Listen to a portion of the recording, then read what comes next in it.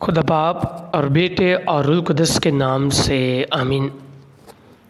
مسیح میں میرے پیارے عزیزو، آئیے کلام مقدس کے بارے میں جانتے ہیں۔ کلام مقدس روح القدس کی رہنمائی سے لکھا گیا اور اسی وجہ سے الہامی ہے۔ حضرت موسیٰ سے لے کر یوحنا رسول تک تمام الہامی مصنفین خدا کے وسیلہ تھے، جن کے ذریعے خدا ان سچائیوں کو جو ہماری نجات کے لیے نہایت ضروری ہے مختلف زمانوں میں ظاہر کیا۔ کلام مقدس کے دو حصے ہیں، پہلا عہد نامہ عتیق اور دوسرا عہد نامہ جدید۔ کلام مقدس کا وہ حصہ جو خدا یسوع مسیح کے آنے سے پہلے لکھا گیا عہد نامہ عتیق کہلاتا ہے۔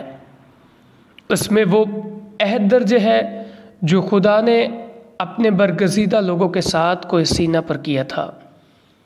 کلام مقدس کا وہ حصہ جو خدا یسوع مسیح کے آنے کے بعد لکھا گیا عہد نامہ جدید کہلاتا ہے۔ اس میں اس عہد کا بیان درج ہے جو خدا نے بنی نوع انسان کے ساتھ کوہ کلوری پر کیا۔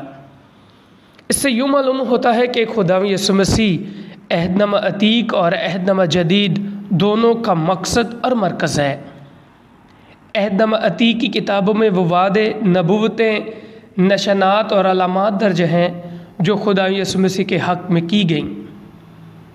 خدا باپ ان کے ذریعے اپنے بیٹے کی آمد کی یاد دلاتا رہا تاکہ لوگ اس کا وعدہ بھول نہ جائیں اور جب وہ آئے تو اسے پہچان لیں۔ عہد نامہ جدید میں خدا یسوع مسیح کی علانیہ زندگی اور تعلیم درج ہے تاکہ اس سے واقف ہو کر انسان اس کی عبادت کرے، اس سے پیار کرے اور اس طرح خدا کے قریب پہنچ جائے۔ پاک کلیسیا نے رسولوں کے ذریعے سے کلام مقدس کو حاصل کیا، لہٰذا اس کا فرض ہے کہ اس کی حفاظت کرے اور اس کی صحیح تفسیر کرے تاکہ لوگ ایمان کی سچائیوں کا صحیح مطلب جانیں اور درست چال چلن اختیار کریں۔ عہد نامہ عتیق کی تمام کتابیں عبرانی زبان میں لکھی گئیں سوائے حکمت اور مکابین کی دوسری کتاب کے جو یونانی زبان میں لکھی گئی، اور عزرا، دانیال اور ارمیہ کے چند حصوں کے جن کی زبان آرامی تھی۔ عہد نامہ جدید کی تمام کتابیں یونانی زبان میں لکھی گئیں سوائے مقدس متی کی انجیل کے جو آرامی زبان میں تحریر کی گئی ہے۔ کلام مقدس میں کتابوں کی کل تعداد 72 ہے، جن میں 45 عہد نامہ عتیق میں اور 27 عہد نامہ جدید میں شامل ہیں۔ تیسری سے پہلی صدی قبل مسیح کے درمیان اسکندریہ میں عہد نامہ عتیق کی کتابوں کا ترجمہ یونانی زبان میں کیا گیا جو بعد ازاں لاطینی زبان میں بھی ترجمہ ہوا۔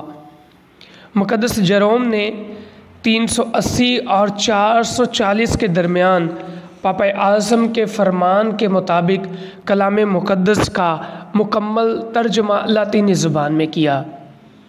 عہد نامہ عتیق کی کتابوں کا ترجمہ قانون اول سے یعنی عبرانی زبان اور عہد نامہ جدید کا اصلی یونانی نسخہ جات سے ہوا۔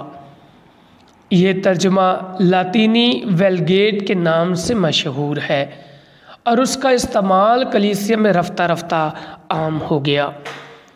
گزشتہ صدی کے آخر تک کلام مقدس کا ترجمہ لاطینی ویلگیٹ کے مطابق کیا جاتا تھا، لیکن دورہ حاضر میں کلیسیا کے سربراہوں کی اجازت سے ہر زبان میں اصلی نسخہ جات سے ترجمہ کیا جاتا ہے۔ دعا ہے کہ مومنین اس کلام مقدس سے پورا روحانی فائدہ حاصل کریں، کلام مقدس سے اپنا رشتہ اور زیادہ مضبوط کریں، اس کی ایمان کے ساتھ عقیدت کریں اور اس طرح کلام مقدس کے حقیقی مصنف یعنی خدا باپ تک پہنچ سکیں۔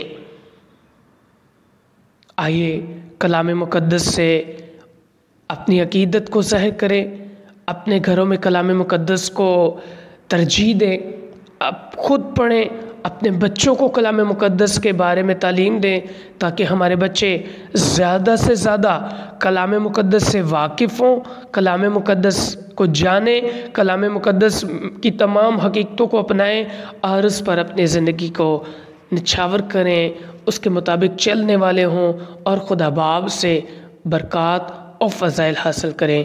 مسیح ہمارے خداوند کے وسیلہ سے آمین۔